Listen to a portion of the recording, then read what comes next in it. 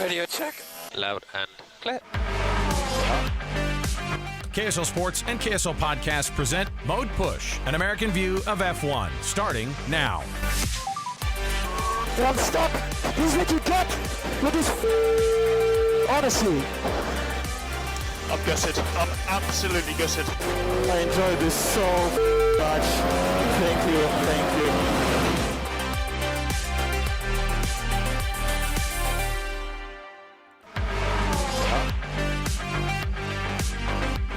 All right, everybody, welcome on in. It's another edition of Mode Push, an American view of F1. Thanks for being with us on the program. Alex Curie here.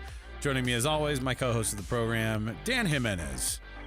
Dan, my goodness, we got ourselves a little bit of a fun, dramatic treat over the weekend with Spa. And it was a nice, because we're going into the summer break, right? As if we didn't have enough drama. F1 is exciting again, is the number one thing I take away from all of this. Red Bull is not the dominant force. In fact, they might not even be the third fastest car on the grid. I don't know where, on pure pace, I don't know where Red Bull really is right now, and that's a good thing for the sport.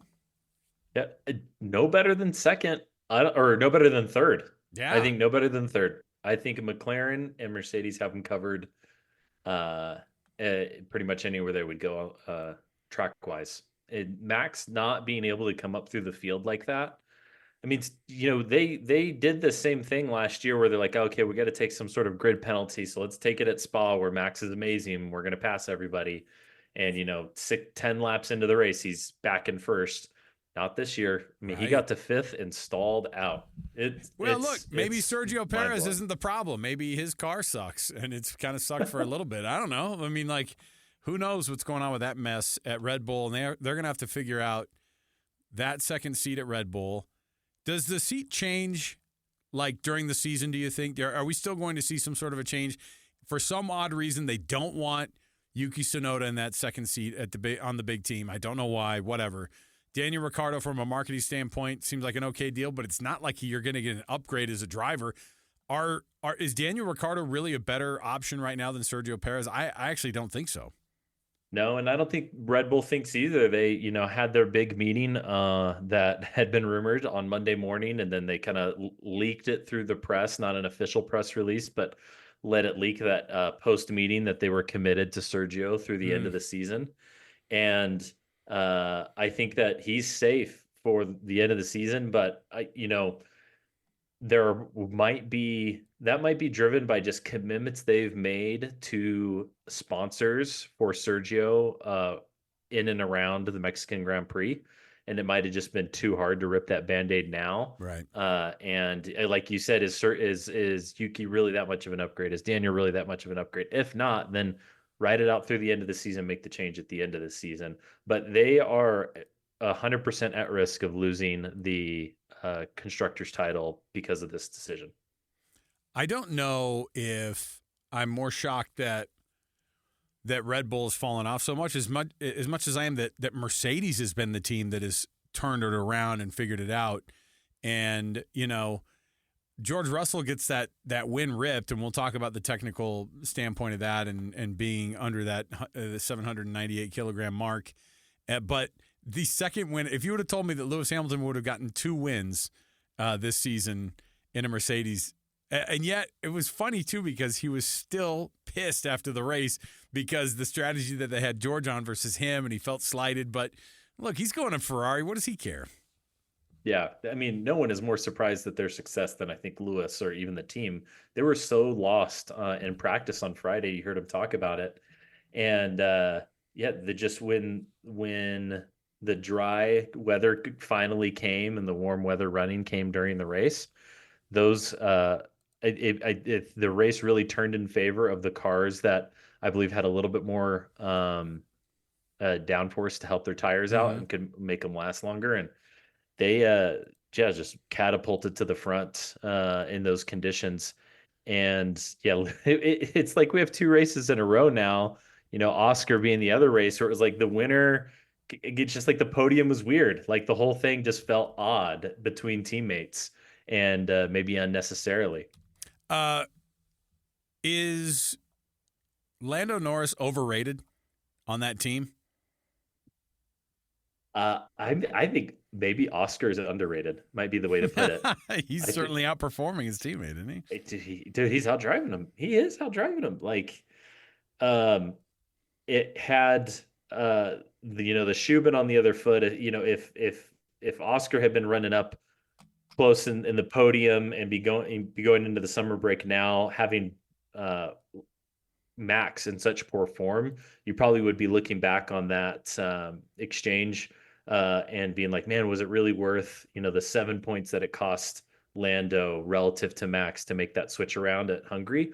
But Oscar's showing that he might be he's not as close to get to be challenging Max directly, but he's deserving just as much as Lando is to be fighting for those top spots. And so McLaren has the best car and I think the best driver pairing on the grid right now. Do they have the best strategy? Because that seems to be where they're falling off the rest of the way. No, I don't think they do. I mean, I think Lando should have. I think that team should have taken a chance with Lando and tried to one-stop it when they were seeing how well the tires were holding on. Oscar was probably too far up the running order to have taken that risky of a decision. And kudos to George, even though in the end hindsight didn't work out for him. But I think that was completely unrelated. But kudos to him for making that strategy work from a position of maybe potentially having lost out on a podium if it didn't work out the way that it did. Excuse me. So here's how it looks from a news standpoint. I think it was today. Yeah, Zach Brown announcing that Andre Stella is going to be signed for a multi-year deal at McLaren. Does that shock you? No, I think McLaren. You zoom way out to see where they came from when they put Andre Stella in that team principal role, and I mean they're on an awesome trend, an awesome trajectory. They, on the ground level, they've made some dumb strategy decisions, but hopefully they can get those turned around or make some some lower level personnel changes. But I think he's one of the best, if not the best, team principal in the sport right now.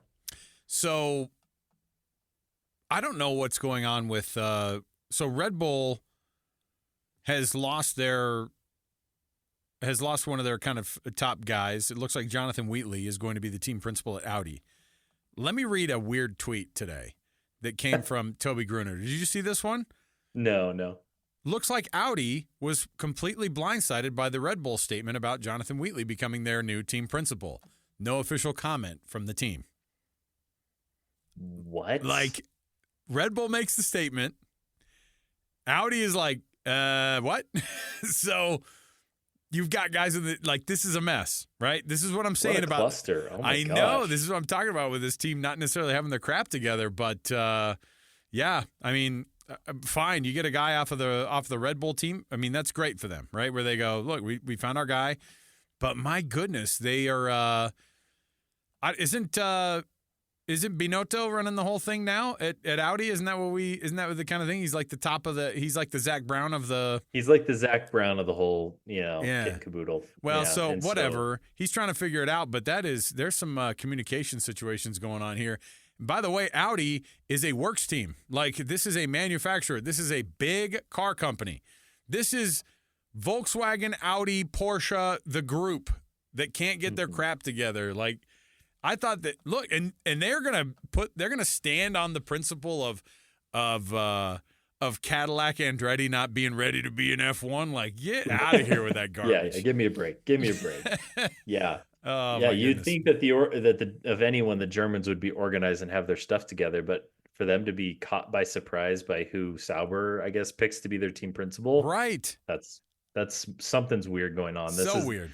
This is the old meme, the two fingers up in the air, something is going on over there in Germany, something is afoot. I love it.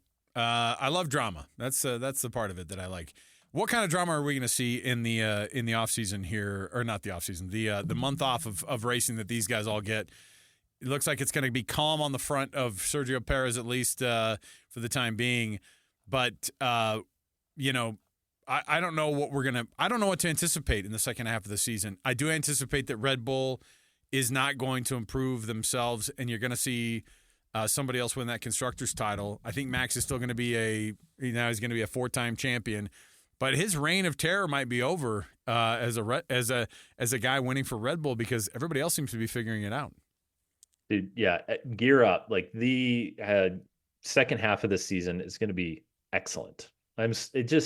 The last 5-6 races have been some of the best stretch of racing and drama on and off the track that I can almost ever remember. Especially, maybe 2021 being the only year, like in the last decade and a half, that it's been like this. And it's going to keep up. Yeah, we said it in the last episode coming into Spa that this was the ultimate litmus test. If, we were so used to seeing Red Bull dominate at this track in particular, and they just couldn't go anywhere. So yeah, it's going to be awesome. I'm excited. The Constructors Championship, 100% off. The Drivers Championship, a longer shot, but yeah, I guess never say never if Lando can get his act together. I guess anything is still possible at this point. And on the driver market side, we have another seat claimed with Carlos Sainz having announced his, I guess, 3-year deal at least with Williams, which a little bit surprising to me. Speaking of Audi not having their act together, it seemed like they were the shoe-in for that with the relationship that they have, that Audi as a manufacturer have with Carlos Sainz Sr. You would think that they'd be able to put the most money up, and but they missed out on the Carlos Sainz train. And James Vowell is the happiest person on the grid right now. He got the person that he was the driver he was hunting for. Alex Albon and Carlos Sainz is as good of a duo that's not, I guess, like, maybe next year, if we're going to really talk about it, Lando and Oscar, and really it's because of their car. Maybe obviously Lewis and Charles at Ferrari, but like in terms of a better, like, oh, that's a great 1-2 punch there. Great drivers within a team kind of added up together to be a really, really phenomenal team. I think that's a pretty darn good. And now Williams is not as under the radar as we've seen him in the past. This is a team that can perform. Yeah, they don't have the hitting the cost cap challenges like they did in the past. They have the funding, they've got the team leadership, they've got 2 drivers who each don't have an appendix. I mean, they've got it all, right? It's like they really is one of the best pairings on the grid, and it'll be a real measurement of how Alex Albon is. Has he been willing a very bad car to outsized finishing positions, or is Carlos Sainz going to come in and outrun Albon immediately and show, hey, there's actually more in this car? Like, it's going to answer a lot of questions for Williams on where their car development is. But yeah, hottest team right now, and one I would invest in long term as moving up and from the bottom of the grid into potentially into midfield Formula A position. But yeah, it's left that we've got unknowns, like you said. Who's going to be Max's teammate? Who's going to be George's teammate? There's still question marks. Open seat at Sauber still. And I know I'm forgetting one more, but or Alpine. I guess Alpine, we still don't know who's going to land there. So yeah, Williams sitting pretty. James Vowell, the happy camper. All right, let's get to the technical side of things. This is where I lean on you heavily for this stuff. But the 798 kilogram mark, which is, in the regulations that they have, this newer set of regulations that they had, I don't know when these started up in 22, right? Or was 22 the first year? Yeah. So that's the weight that the car has to be at a minimum. And there are a lot of things that go in. I was looking at it, and I was actually watching some commentary, and they're like, look, this is first of all, it's a shock because, you do all the things that you can to not have little dumb things like this. Like at the very least, the car has to weigh X amount. But I don't know how much gets rubbed off of a hard tire over time, but they actually do say, hey, that's why during that cool down lap, they'll drive over all those marbles to pick up an extra couple of pounds of rubber, because And I think that's when you see those cars in Parc Ferme, right, in the finishing order, and they're sitting there, and they look all bumpy and weird, and you're like, what happened to those tires? Geez. It's because they're picking up all those marbles to try to make sure that they don't have this type of thing happen. No cool-down lap for this for Spa. They were saying that was actually an effect on this. But Mercedes took full responsibility and said, we got to do better for George. How does something like that happen? Did they just not even plan, like, hey, like, I don't know. I mean, I know that they didn't think that a one-stop strategy was necessarily going to be in the cards, but it worked out that way. How do you end up underweight after everything is said and done? Yeah, it's a team mistake, right? There's nothing that George could have done, but you would think that if it was anywhere in the realm of possibility that they were considering a one-stop, that the team engineer would have had that prepared as the plan and been like, okay, we've switched to our one-stop. We know that here at Spa, we don't get our extra lap to be able to, like you said, pack on a few pounds of tire rubber weight. So we need to add. Why do they have cool down? Why do they have the cool down laps at other places and not at Spa? It's so long. It's such a long track. Annoying. And a lot of it is like there's no stands, to be waving at any fans on. Yeah. That they just have them do an immediate U-turn and come down pit lane backwards. And I'm trying to think of any other track that would be like that. I think everywhere else they do it. So it's just super unique to this. Maybe the engineer forgot about that. Like, oh, if, we can't take into account the 3 pounds or whatever of tire rubber that we would gain. Plus you've run that tire. How many laps did they run? Like 40 laps on a single set of tires. So the tires themselves are also going to weigh less than they would if it were only had 20 laps on them. So put those two factors together. But the basic rule, like you said, 798 kilograms, that is the minimum weight of the car without any fuel in it at any point during the weekend. And so they finish the race. George U-turns, comes down pit road. They get out of the car and it's like, okay, now time to send it to tech inspection, weigh the car with fuel in it. Okay, great. Now we have to take a fuel sample, and the other rule there is that you have to take at least a liter of fuel out of the car at the end of the race to be able to take a sample, make sure it's legal fuel. You can't be going. You can't be going off of in the past where you can't be going off of fumes at the very end, right? Because I think Lewis got in trouble for that maybe a couple of years ago. Yeah, exactly. Yeah, you got to be able to provide a P sample. You got to be able to provide a sample, and so they take the 1 liter out, and they're like, wait, there's still fuel in this car and it's exactly 798. So like, okay, well, drain all the fuel out of it. I think that was when their kind of eyebrows raised, was when they took their 1 liter, knew that there was still some fuel in it and it was already at minimum. So like, we'll drain the whole thing. Okay, drain it. All right, it's 1.5 kilos below.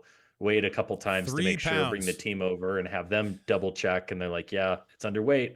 So, I mean, these cars are designed to be underweight so that when you put the tire rubber back on it, that you're at 798 exactly. They just missed that calculation. It's a wild thing. It's a bummer for George. George has just had the worst of luck. You think about like race wins that should have been his.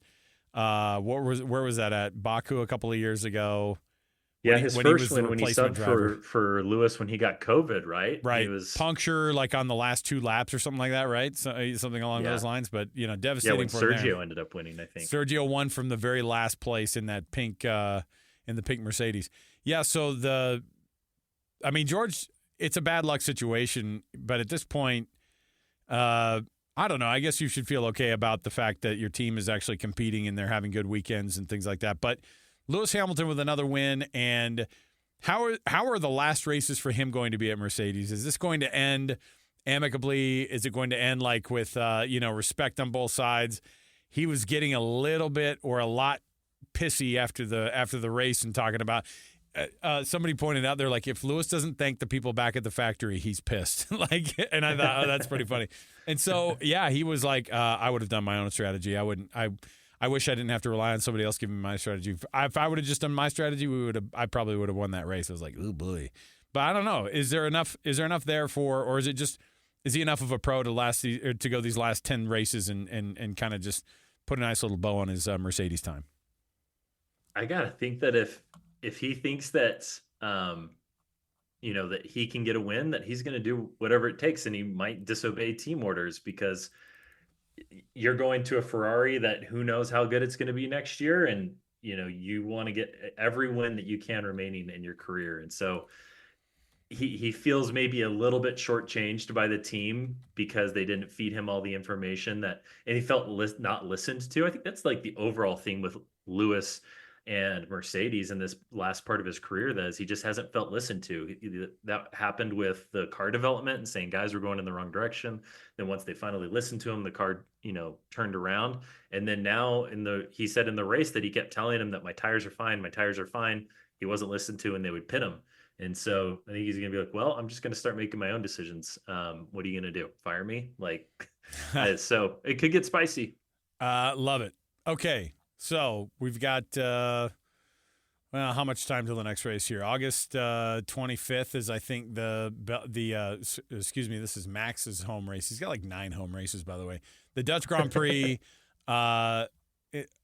insufferable in many ways with all the people in orange and people throwing smoke bombs onto the track, all that kind of stuff. But this is also one of those races that they better get their stuff together because Red Bull is in a weird spot. It's in a really, really weird spot. They might just get to that 4th world championship for him, and their reign of winning all these could be over. But you've got, let me see here, 1, 2, 3, 4, 5, 6, 7, 8, 9, 10 more races left of the season, including you've got the trip. You've got 2 trips to the United States, the one down at Circuit of the Americas, and then, of course, down in Las Vegas, which I don't know if you've gotten your tickets yet, Dan.